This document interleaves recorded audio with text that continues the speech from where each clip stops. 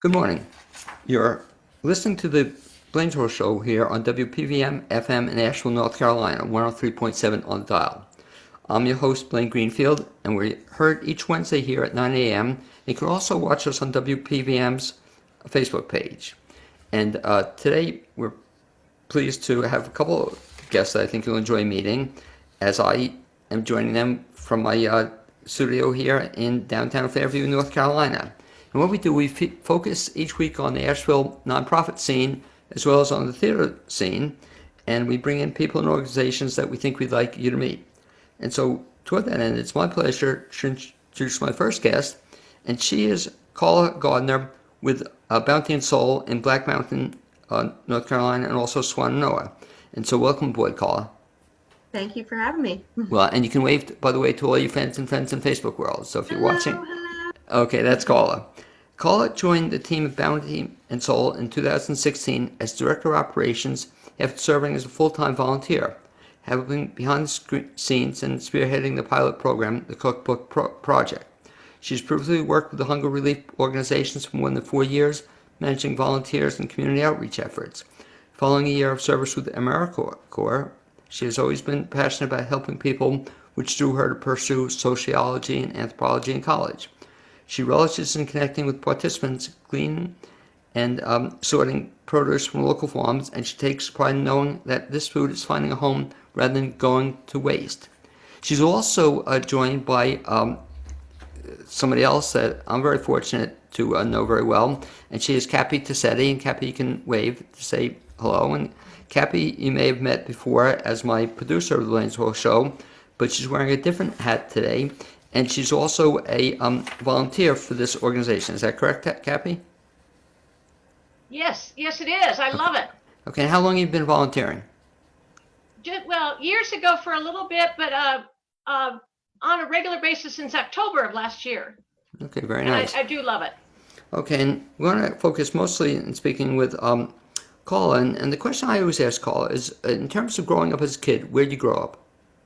I actually grew up in Pennsylvania, like you, Blaine, at just outside of Philly in Malvern, Pennsylvania. Okay, know it pretty well. So I didn't grow up in Bucks County, Pennsylvania, but I spent a lot of time in Bucks County, Pennsylvania. And so when you were a little girl growing up in Malvern, Pennsylvania, did you always know you wanted to be in this field? I always was drawn to helping people. I have many years where I would go on various service trips and missions, and just always felt that calling. But I really found my passion for food security issues after my time with AmeriCorps and being a part of a local food bank that serves the Gulf Coast region. And that's what you did with AmeriCorps? That was one of my projects. Yeah. Too cool. For the benefit of the folks who don't know what AmeriCorps is, what is it? Absolutely. Yeah. So it's a national service program, kind of like a domestic Peace Corps, if you will. There are lots of different, subsets of that. The first program that I was a part of was team-based and more hands-on projects. So think like Habitat for Humanity and disaster relief, environmental work. And then ultimately, I did another program called AmeriCorps Vista, which is all about capacity building. So what I did at my time at the food bank was enroll folks for SNAP benefits, the former food stamp program. So kind of helping to educate and enroll folks who might qualify for those benefits. Now, you did that, after graduating from college? I did, yeah. Okay. It was kind of a really nice stepping stone for me. I think most of their programs start at 18, but they also have a senior core program for retirees that are also looking to give back. So you were kind of in between there. You weren't an 18. It was kind of like a segue from college to careerhood for me. Yeah. No, it's kind of, I've heard of it, but I'm not too familiar with it. So what a great opportunity for people to explore different kinds of fields before they enter them full time. Is the intent that if Absolutely. you're with AmeriCorps, is the intent that you're going to be with America? Now, was that a full time thing? It was a full-time program.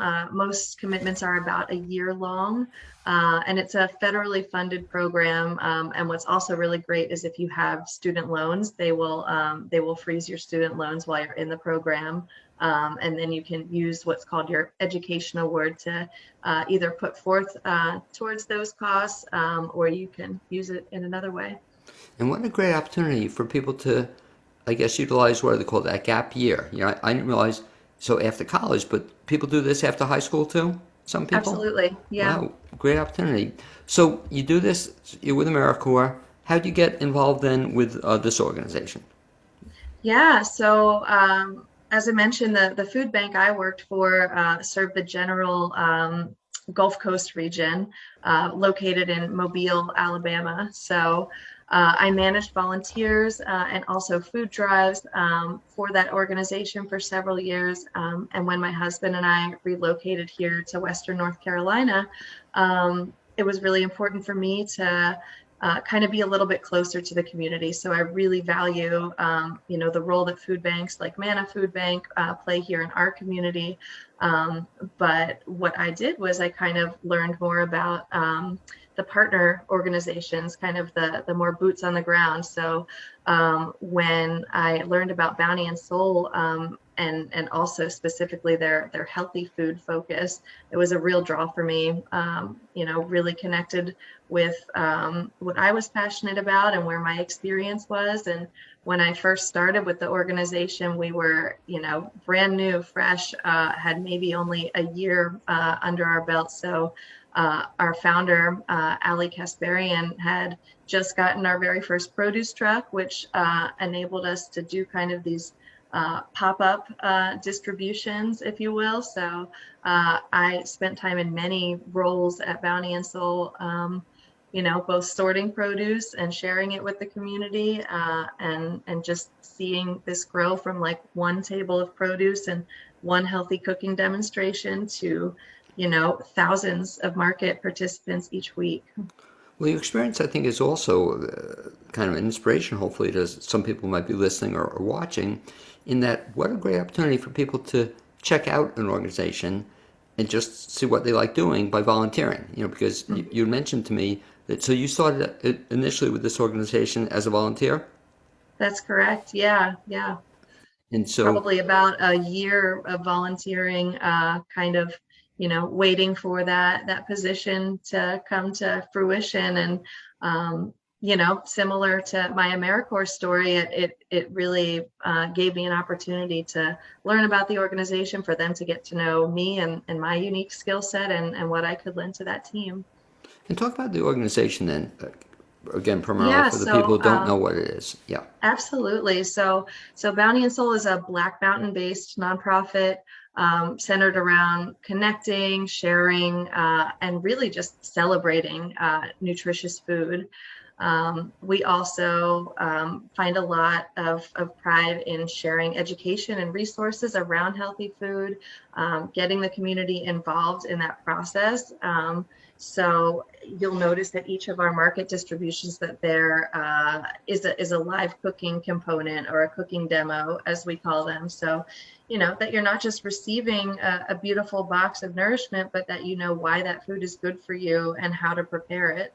I will tell you firsthand, I had never prepared a spaghetti squash before I spent time in the Bounty and Soul world, but I got a chance to have this really great Mediterranean style dish, and went home and kind of like debunked that and went through it, and now that's just something really cool to incorporate into my diet.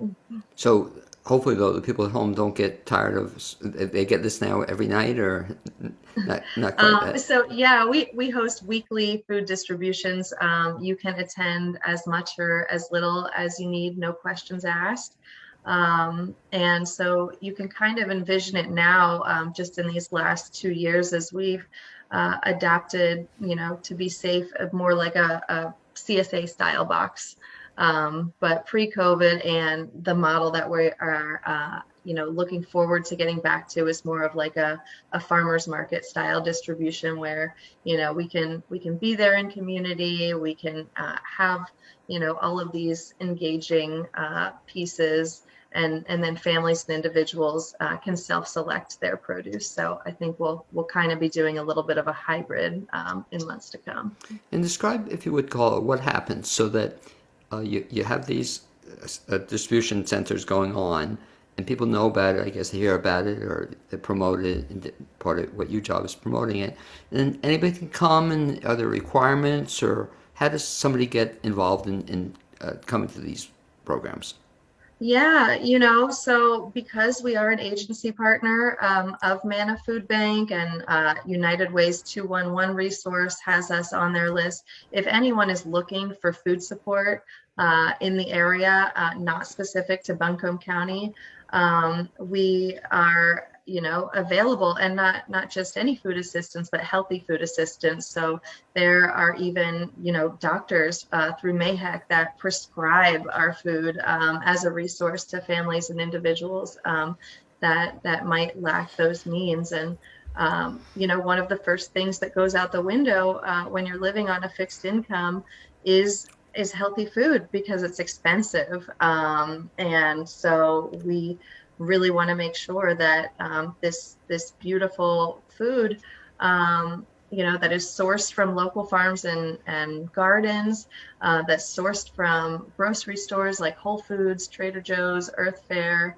and certainly Manna Food Bank, that this food does not go to waste, and that it's culled through by our generous volunteers to get it market ready, and that we can share it at no cost. You raised an interesting point in that I've seen too many studies, and you have as well, talk about food, and unhealthy food is always cheaper than, healthy food, and that people spend money, buying junk in large part when they're not buying healthy stuff. So I guess you're trying to change that thinking around a little bit by saying, hey, come and have the healthy stuff and enjoy it. Yeah. Are there requirements? Exactly. Yeah. Well, and there's, the flip side of that is just the amount of food waste in our country, throughout the world, and just things that are not like picture perfect, end up either sitting in the fields going to waste, or being composted or wasted at those stores. So in rescuing this food rescue piece is also really uplifting in being able to, give some integrity to these food donations that could otherwise just be in the landfill. And people want to participate in this. Are there any requirements, or they just come up and show up? So, we have opportunities for all ages and abilities. We really love to meet volunteers where they are at. So, there's no time commitment or, obligation to commit to a recurring shift. Our opportunities are primarily Monday through Friday, and involve anything from, spending time with those garden and farm partners, harvesting and maintaining those crops that are then donated to Bounty and Soul, spending time at our volunteer hub, helping to cull through those donations, composting things that are a little more tired, and kind of curating that CSA style box that I mentioned. And there are opportunities for market support. So being alongside our team, sharing all of this nourishment, sharing in the community, adding beautiful handwritten notes of encouragement to each of those boxes, which is also a really incredible remote way to give, both on an individual level or as a group. So I know we've had, some schools work on that. We had some really beautiful Valentine themed messages come in from Cappy and her crew. I know she'll be speaking a little bit more to that project, but we really add this extra level of intention in these market boxes. So fresh cut flowers from Trader Joe's, and then really honing in on the local foods. So we put a lot of stock into the garden and farm partners that contribute. We want to make sure that People are out there supporting them outside of these markets, that they know that this beautiful local food movement is here for all of us. And so we have a program called the Farmers Alliance program that seeks to, put money back in our local growers' pockets, that we have grant funds and community donations that really support us being able to purchase directly from those growers to supplement the beautiful food that we're sharing. And since you mentioned Cappy, we'll put you on the spot, Cappy, here in just a second. But I had never even heard of your organization until Cappy told me about it. She said, wow, this is something she does. And talk a little bit about, Cappy, your role in this whole process, which is kind of cool. Oh, I would love to. I met the founder, Allie, when he first started. She and I had a tabletop at Warren Wilson, and I was completely captivated with this woman, one woman who started this, her vision. And I volunteered for a while. I wrote an article about them in the Laurel, and then got back in as a volunteer. With COVID, some of my other volunteer projects I couldn't do because of COVID, and I was looking for something to do possibly at home. And I stumbled upon these cards, and I went, oh my goodness. And I contacted Karla, who welcomed me with open arms, and it was Allie, I believe, who started this idea that now that they had to go outside and do the food boxes, she wanted it more than a box of beautiful food and the flowers. Handmade cards that are inspiring. It could just be a hello, how are you? Or it could be a little quote, a picture.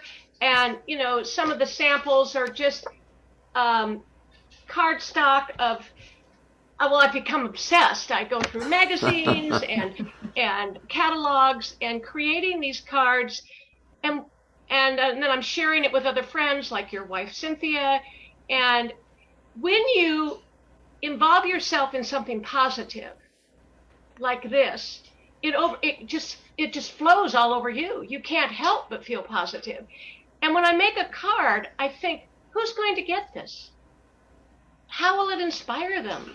Maybe it'll make a smile that day, and to me, and I never know who will get the card. It doesn't matter. I just love this project. Love it.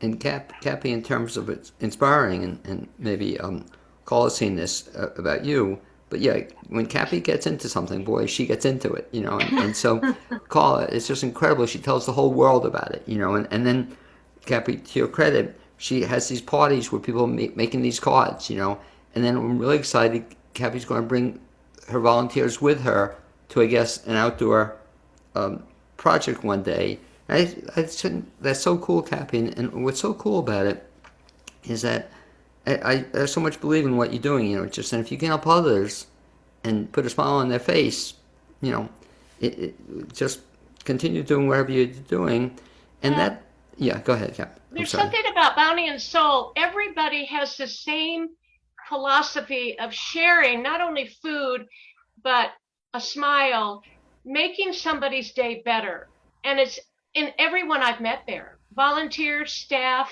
There's just something so very special about Bounty and Soul. It gets into your soul. It really does. I think we have a spokesperson caller for the organization. Do you think so? I love it. Yes, our volunteers are often our very best advocates. I'll go. Happy. But I have to tell you, no, I was going to say, Karla, though I shouldn't have you say that because I don't want to lose Cappy as my producer. So if your experience, you volunteer and then you became a full-time person. But Karla, talk back to you a little bit. Talk about then who is eligible to get all this lovely food. In other words, can anybody just come off the street, or they need an appointment, or how does that work out? Yeah, I think what's really great about Bounty and Soul is that we meet you exactly where you are. So there are no eligibility requirements. Nice. You can come from anywhere. We have folks come from Old Fort, from Hendersonville, all throughout Asheville, certainly in the Black Mountain, Swannanoa area. But if you're passionate about healthy food and you have any kind of barrier, please come spend some time with us. Also, our community-based health and wellness classes are all free and available to the community. So there are individuals that teach classes both in person and via Zoom on a variety of different topics. I know that our Rooted in Health schedule for April is just abundant with opportunities if you're passionate about cooking and nutrition. Tonight, I believe there's actually a one on quality of sleep and staying asleep. We have some gardening and plant walks, native plant walk coming up. So, and these Rooted in Health education opportunities are just open to anyone across the board. There's also free yoga and Zumba classes each week. And so all of these resources, I'll be able to share my screen here in a couple of minutes and show you some great places. But our website, bountyandsoul.org, is a great hub for all things going on in our world. And since you mentioned some of the things we can see, you care to put up some of the things you want to share with us? Yeah, certainly. Okay, let's see here.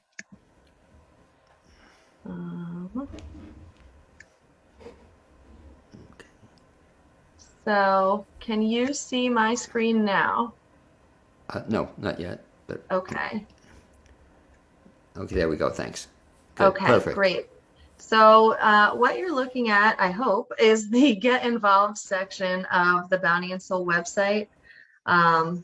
This is a really great jumping point to learn a little bit more in detail about the various opportunities I mentioned. So things like behind the scenes sorting produce at our volunteer hub, the market support role that I mentioned, helping to curate these boxes. If you are passionate about cooking and nutrition, we utilize volunteers in the kitchen on market days to help prepare the recipes that we're sampling to the community. If you really want to get your hands dirty and spend some time with our local and farm partners, many of those are starting to come back to life. So we've got things in the garden and harvest world, and no previous experience necessary. We meet you where you are at. Ballpark, Karla, how many volunteers do you have? Yeah, well, we are actually celebrating, April is National Volunteer Appreciation Month. And let's see, in 2021, we logged a record of 19,481 volunteer hours logged. So that's just the intentional helping hands in so many different facets of this work, really truly making us run. We have a very small staff and are primarily run by our volunteers. So essential to every piece of our work. And talk about the volunteering aside from what Cappy does. So if somebody's interested in volunteering, what's the first step they do? First step is to hop here onto the Get Involved section of our website. There's this little sign up button right here, which will take you to a web form to, gather basic contact information, what areas you're interested in volunteering or learning more about. It's also a great place to share your availability.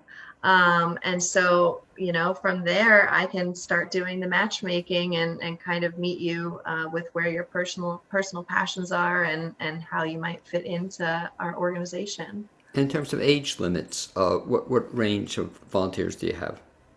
Yeah, we have volunteers as young as 5 years old. A lot of those opportunities are making the love notes or helping with the gardens, which are really family-friendly projects. And then, we have projects for all ages and abilities. We've got a really sweet, intentional local foods and flowers crew 2 times each week. So that's a really nice low impact project, especially for folks who really enjoy that level of intentionality with adding education. So think like, bunching local kale or collard greens, adding a recipe for nettle tea that goes along with a bag of stinging nettles that we share at the market. helping to cut all of those beautiful flowers I mentioned to just the perfect size for slipping into each of the market boxes. Yeah. And so if somebody comes and they meet with you, and then I guess you explore various opportunities available for them, do people ever come to you with an idea that they want to do something? Absolutely. We have a really intentional partnership with One World Brewing in West Asheville. They, came first as a volunteer team to set up a kind of like a service day for their crew to get out and learn about our cause. And then, it kind of turned into, we're going to sell $1 from every pint of our best-selling beer as a fundraiser for Bounty and Soul. So there, are lots of levels of community engagement depending on what you're looking for. And so sometimes people come to you with ideas that they want to get involved in different kinds of ways? Definitely. Yeah, definitely.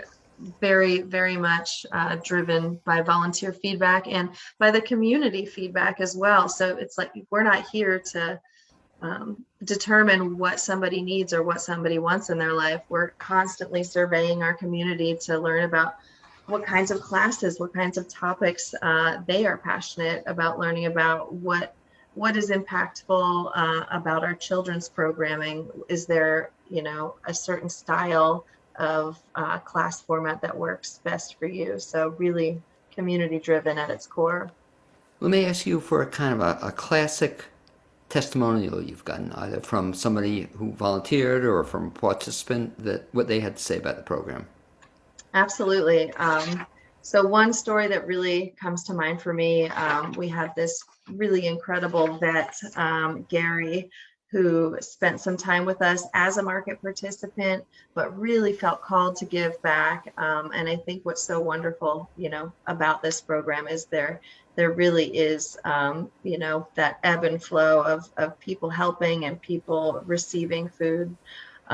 So Gary offered up his vehicle when we started to do our drive-through distributions to pick up like physical boxes from local Ingalls locations, which we used to create our CSA style box. He deemed his car the veggie wagon and would just load up this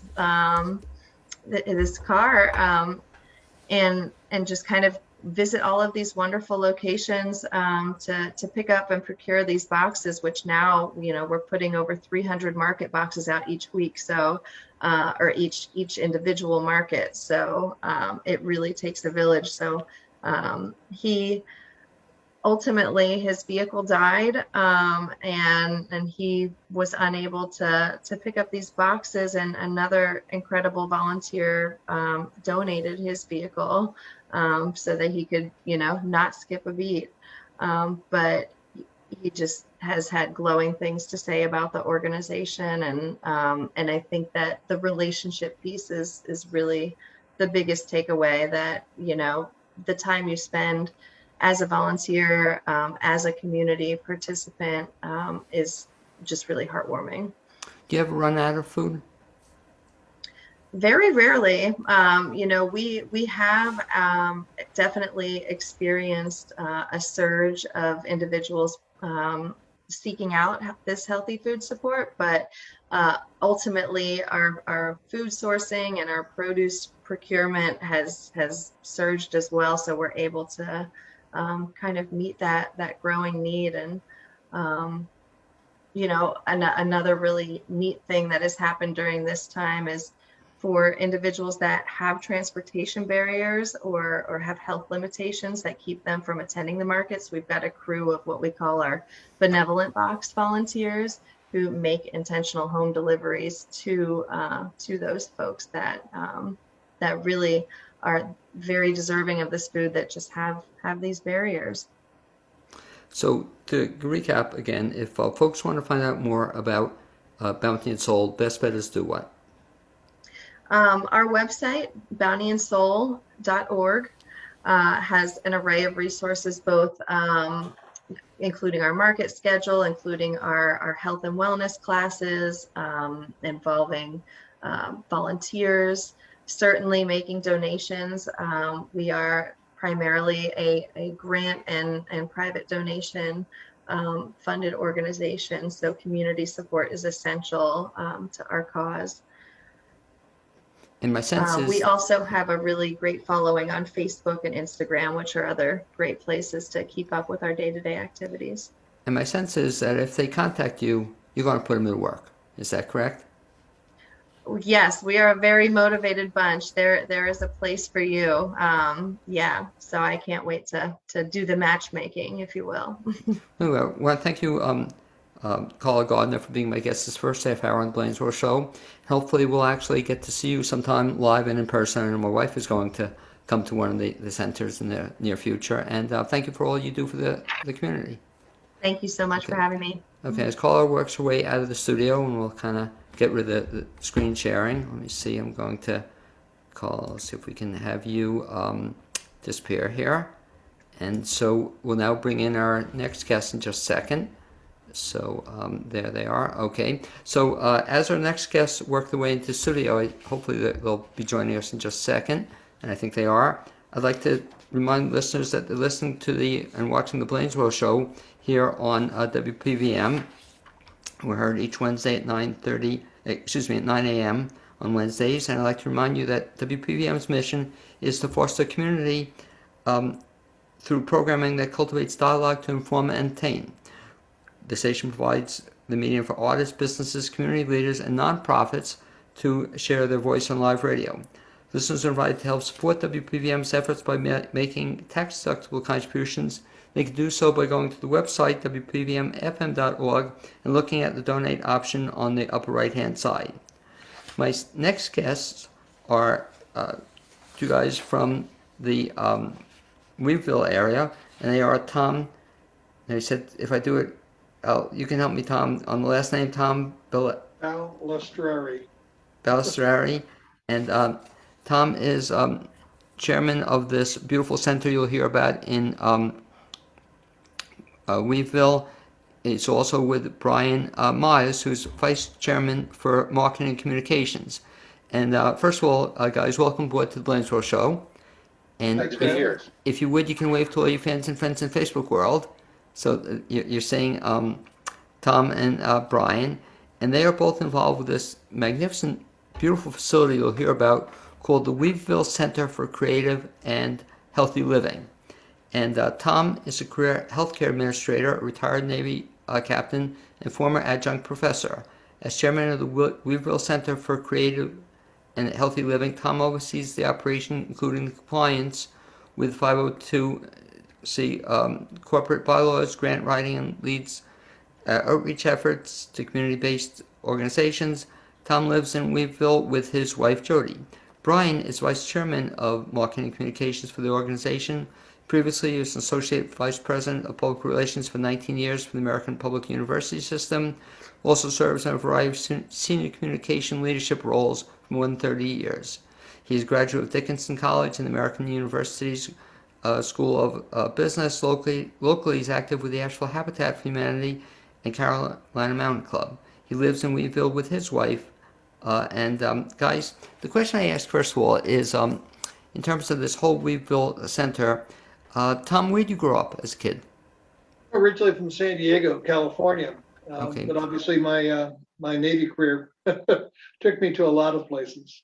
And when you were growing up in San Diego, did you always know you wanted to be involved in running a nonprofit, beautiful center open to the community? Probably not on my mind at that time. Okay. And so how did it become on your mind? Thanks for asking, because it's really kind of a fun question. The town of Weaverville decided several years ago that they wanted to replace an old, aging, decrepit community center that had been on a particular hilltop overlooking Lake Louise since probably early 1930s. And when they decide to tear the old one down and build a brand new facility, we applauded, their courage to spend the money that they did to build this gorgeous facility on this hilltop. In conversations with both the town manager and the then Mayor Al Root, I would question, who you're going to have run it, what are their credentials going to be, and what kind of programming you're going to have. And the answer was, well, we're not there yet. And we haven't broken ground yet, but eventually we'll get there. And so about 6-8 months passed, and I asked the question again. And I remember Mayor Root asked me, said, can you just hold off for about 8 months? I think we'll probably put together a committee, and we'll like to invite you. So I'll tell you what. How about if you give me 48 hours, and I'll give you a proposal of what I would like to, to talk to you in town council about. And he looked at me, he laughed, and he says, obviously you've been working on this. I said, yeah, I have, and it's part of my studies at UNCA for the last couple of years in the Health and Wellness Promotion Department, and I have been putting together all these notes and all these ideas. Gave it to the mayor. He read it. Town council had me in, talked to them right before COVID hit, and they liked what they heard, and it was kind of proceed till apprehended, and we've been going forward ever since with this kind of grassroots project. And sure, it's kind of an interesting one in that you were telling me you're also going to college still, and Yes. What are you going to college for? Well, actually, just for lifelong learning. I have I have an undergrad degree in social welfare from the University of California, Berkeley. I have a master's degree from National University it's an MBA in healthcare administration. This was just for me. This was using my GI Bill that I had access to. It had paid for my tuition. And this was just, I thought a great melding of what university had to offer in health and wellness and what I wanted to try to accomplish at the community center, which is really the property of the town, but bringing programming there for the townsfolk of Weaverville. And what's really cool listening to your background is if ever there was a perfect position for a guy, it seems to be this is the perfect position for you. It's just, I guess the right place. Considering I created it for myself, yeah, I would have to. No, but it's just at the right place at the right time, it seems like. Yeah, you just make your own luck some days. Yeah, well, you certainly did it. And Brian, I'll ask you the same question. So as a kid, you grew up where? I grew up in Bethesda, Maryland, right outside our nation's capital. I'm one of the few native Washingtonians, I've been told, for many years. Wasn't a lawyer, did not work on the Hill, was not a lobbyist, in no form of government service, but I still found my way in the suburbs of Washington. And just 2 years ago, moved down here to Weaverville from Arlington, Northern Virginia area there. And very serendipitously connected with Tom via, as he mentioned, then Mayor Al Root, going back just about a year ago, expressed my interest in becoming involved in civic activities and local government in my communications capacities. And it was just a few short months as COVID had already, the onset of COVID had already come upon us. And but set up a call with Tom, and we found a very complementary fit in terms of our proverbial skill sets, and we managed to through our joint collective efforts to make a very successful launch for the center. And I guess like you, like me, I guess I also have kind of a marketing background. As a kid, did you always know you wanted to get involved in marketing and PR? Yeah, I wavered though, like many in Washington. My father was an attorney, my brother was an attorney, and I said, well, that must be my chosen path. And I was an English major and a history double major, and thought that was where I was going to go. And I took my first round of the LSATs, and I just decided, you know what, I don't think that's where I want to be. And I ended up taking classwork while I was working already as a technical writer for a local defense contractor at American University in DC there, and in marketing and communications. And I just found the perfect fit for me, both academically speaking, in terms of marrying that with my personal interests, and my desire to be involved in public speaking and editorial work of some kind. So it all kind of came together that way. And again, also being at the right place, I guess, at the right time, that somehow you got hooked up with Tom, and we're involved in the center. And for the benefit of folks, Tom, who haven't seen the center yet or don't even know what it is, describe it if you would, please. Yeah, the center is absolutely a beautiful facility sitting on a hilltop overlooking Lake Louise, just outside of downtown Weaverville, in the older section of our downtown area. It has three major facilities inside. There's the Albert Weaver room, which is a very large room that overlooks the lake. There's a multi-purpose room, smaller, but great for small groups and such. There's the, we're going to give a plug to our friends at the Dry Ridge Museum, who occupy a portion of that building as well. And then there's a wonderful covered, beautiful porch on the backside of this building that overlooks the lake as well, which we hope to make a venue for a project that I, again, had this vision for one day while walking my dogs, hearing a local neighbor play his fiddle while I was walking my dogs on a crisp, fall day, thinking, wouldn't it be nice one spring to have a bunch of local musicians on that back porch and just providing music on the back porch? And that's kind of the name, and that's where we're headed. So we're in the process of doing some musical, twice a month, a music jam, where local musicians show up just to play and local people come to listen and clap and sing along. It's just keeping, traditions alive that have been in these mountains for a long, long time. And you mentioned, for example, the museum, which I wasn't familiar with. Describe that. What is that? The museum is a collection of material that tells the story of Weaverville, that goes back to even before the time of Albert Weaver and his wife coming to the area. So there's information about Weaverville College, or actually Weaver College. There's information about the old drag strip that used to was a racetrack in the area. You can learn about some of the original families that came here with the Weaver family and settled this area. So it really is an interesting place, and there is a very, very dedicated group of women who have kept that alive for many years, and are real happy to be in this wonderful permanent space. It's incredible. And going back to the space itself, so you mentioned, for example, you have this one beautiful room, which I've been in, that you use now for concerts and programs. Talk about the kinds of concerts and programs you have.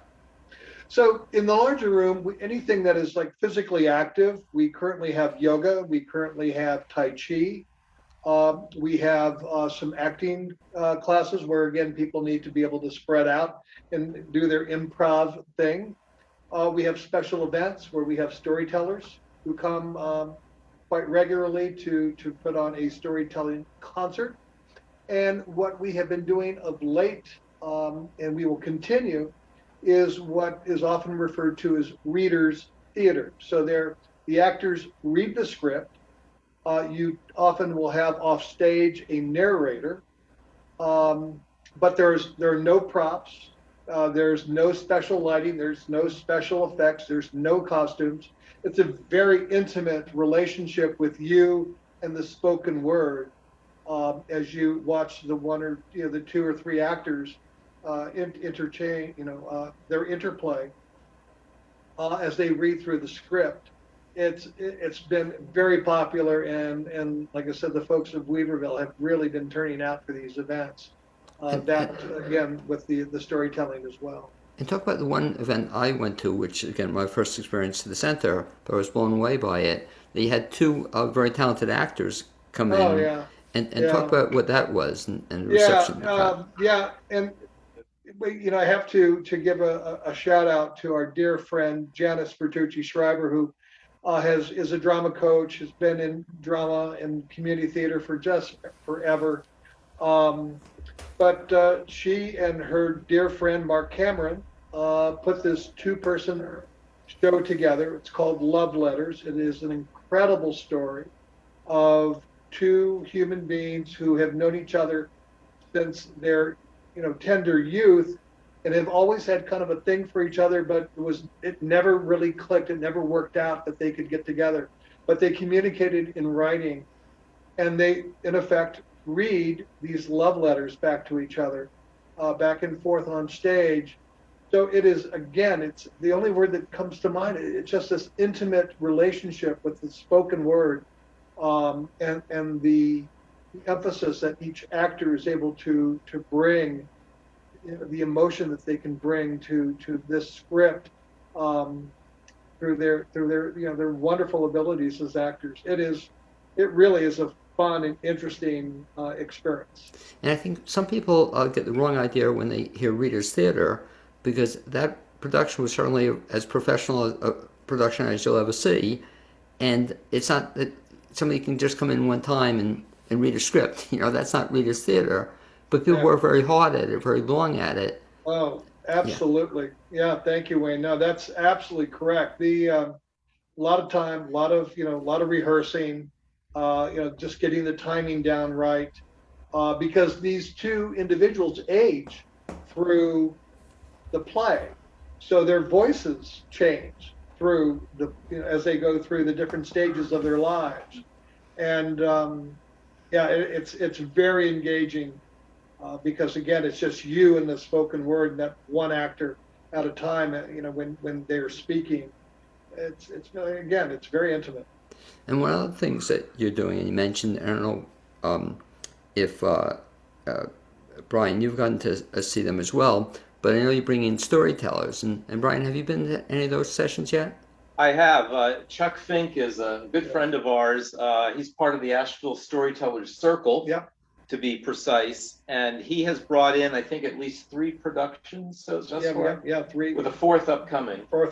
Yeah. And pretty much a different cast of characters in each case. Chuck, in particular, as Tom knows, tends to share more personal anecdotes about growing up in, was it Cincinnati? Cincinnati, yes, yeah. Cincinnati, if I recall correctly. And he loves his hometown sports teams in particular. Always gives them a shout out. Bearcats. Inevitably, the Bearcats. That's right, each and every time.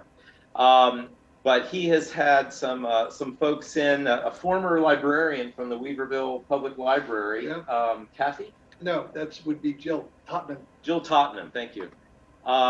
Who regaled us with some wonderful tales, local folklore of some of them Aesop's-esque, if you will. Exactly. Otherwise known as Jack Tales. Locally. Jack Tales, thank you. Very entertaining, very engaging, no scripting at all. These are stories that are near and dear to their hearts that they have shared, obviously, on many an occasion, and are extremely endearing and ingratiating in the process. So that's just a small subsection of the caliber of programming that we've been able to bring to the center and share with the Weaverville populace here. And talk about, Brian, one of the things that you're also doing, which I'm very impressed with, is the fact that what you do is open to the Weaverville community, but I believe, you told me off there, you guys don't restrict it to, you don't have to show proof that you live in Weaverville or work in Weaverville. It's open to anybody? Yes, it is. Very much of an open door policy. It's about neighbors helping neighbors, as Tom likes to say. And the Weaverville neighborhood has continued to gravitate outward. I think we're just over 4,000 residents, according to the last census, but that is growing exponentially. When you start to factor in folks in nearby Woodfin, North Asheville, Marshall, in some cases, Mars Hill, up 26, Barnesville, Burnsville, Hot Springs, and so forth and so on. Not just our residents, but our storyteller community, our musicians come from very far afield from a number of these different communities. And we're just very gratified to be able to bring them all together under one roof. No holds barred, no restrictions. Everything is entirely free. No registration is required. So, the word has gotten out virally, as we like to say in our social media world. And we just couldn't be more gratified by the response of the community. And And Wayne, one of the other important aspects of this is bringing all these people into the center of town is the fact that, we're hoping that there is that secondary effect of people stopping and having, coffee and having lunch and or making dinner reservations, picking up a bag of groceries on the way home at, one of the 3 grocery stores that we have on Weaver Boulevard. So it's not just about, congregating, but it's also about, really supporting everyone, who are merchants in our town as well. And I guess, Brian, you being the PR guy, if folks want to find out about what some of these programs or what's coming up in the future, what's the best bet? Right. So you can find us. We have a well-established Facebook page. It's the Weaverville Center for Creative Living, or at WICL, at WCCHL on Facebook. Encourage your listening audience to follow us, to like us, and to join, become an active part of that larger community. You can also reach us via email. We do have an active mailing list for our monthly newsletter, which is WICL, WCCHL, at weavervillenc.org. Do you also have a website? We do not at present. That's our more forward-looking vision. To continue to expand our presence. But currently, Wayne, the town has been most generous in allowing us to piggyback on their eFocus newsletter. So people who go to the Weaverville town website at weavervillenc.org, they will find a portion on the lower portion of the newsletter. We have a monthly blog and a copy of our schedule of programming can also be located there. So there's really 3 ways to kind of direct email distribution list, the town eFocus newsletter on their website, and as Brian pointed out, on the Facebook page that he manages. And so even if you're not a resident of Weaverville, you can also sign up for that email list and get on that as well? Absolutely. You bet. Absolutely. Tom, let me ask you if any the listener on the radio or watching us on Facebook Live, if anybody has an idea for a future program, what do they do with that? Typically what they do is they send an email to wcchl@weavervillenc.org. It comes to me. And I respond directly with them. Typically I will meet them for coffee, and the old saying that I use with everyone, first cup of coffee is on me. And I will meet with them. We'll talk about it. And if it meets, it fits within our mission and our vision of health, wellness, socialization, then, we'll try it out. Not every program sticks. We plan in 3-month blocks. So each quarter we have a different set of programming. Some are ongoing. The Bridge Club meets regularly. The Mahjong group meets 4 days a week. There are creative writing group, meditation groups. They all meet regularly and ongoing. And then we have special programs. Again, our dear friend Chuck Fink is thinking about running a class, 4 classes to help people engage in storytelling, how to write that script, how to act it out, how to engage the listener. So those are the types of things that, people come up with their own ideas. This is not the Brian and Tom show. We're not forcing our agenda on anyone. As a matter of fact, we started out with town hall meetings asking the town residents, what do you have in mind? What is your concern about your health, your wellness, etc.? And they gave us ideas, and then we went and looked for volunteers. So it is volunteers who are our instructors, our coaches, the people who inspire us all. Just neighbors, reaching out and helping neighbors. It's really that simple. It's what I like to call an experiment in community health at its most organic level. It's neighbors reaching out to help neighbors, and it's nothing more than that. What I really like about what I'm hearing is the fact that you kind of broaden the concept of community health. So it's not just, you know, seeing a doctor or, getting medical No, advice, no, but it holds the gamut of all facets of life. absolutely. The Body, mind, and spirit. Absolutely, Blaine. I'm glad you brought that up because, again, it's the one that we've been here five. I'm a Johnny come lately. I've only been in town for 5 years, but you always already hear people saying, they're concerned about Weaverville getting too big, and growth is inevitable. But I think what is paramount, absolutely paramount, is that we create an atmosphere for us to function as neighbors. That we are concerned about community health at a level where it is really about us coming together, especially in a post-pandemic world where we have all been cooped up and sequestered, and we are just itching to get back out in touch with each other. And this is a perfect way for us to do it. And we've been able to be very successful despite the pandemic, with all the masking and proof of vaccinations, et cetera, that we've had to kind of go through. It has somehow managed to work because we have some wonderful people in the area, and it's all done on the backs of our wonderful, our outstanding volunteers who, again, do it all for free. when the pandemic was going on, now that's still not going on now, were you doing any Zoom programs as well? We had one of our instructors who does meditation via Zoom, and she has literally a worldwide audience. She has people that are her fans for years that continue to follow her. So it has all worked. We've done some Zooming without a doubt. You're sharing an interesting idea, and I was telling you off the air that kind of now how I do my radio show, I kind of like doing it via Zoom because it gives people a lot more flexibility, So I guess based on what you're saying, if somebody has an idea and want to try it via Zoom, contact you, or you're open, I guess, Contact us. knows Yeah, anything? we are absolutely, and we have a wonderful board of directors. We bring these Brian and I, bring all this information to our board. We discuss it. If we feel that it's within, the mission and vision of our scope and our memorandum of understanding that we have with the town to use their building for free, as long as everything is free for the citizens. Very nice. If it meets all of those points, then we're usually pretty much up. The problem now, I got to tell you, Blaine, is we are a victim of our own success.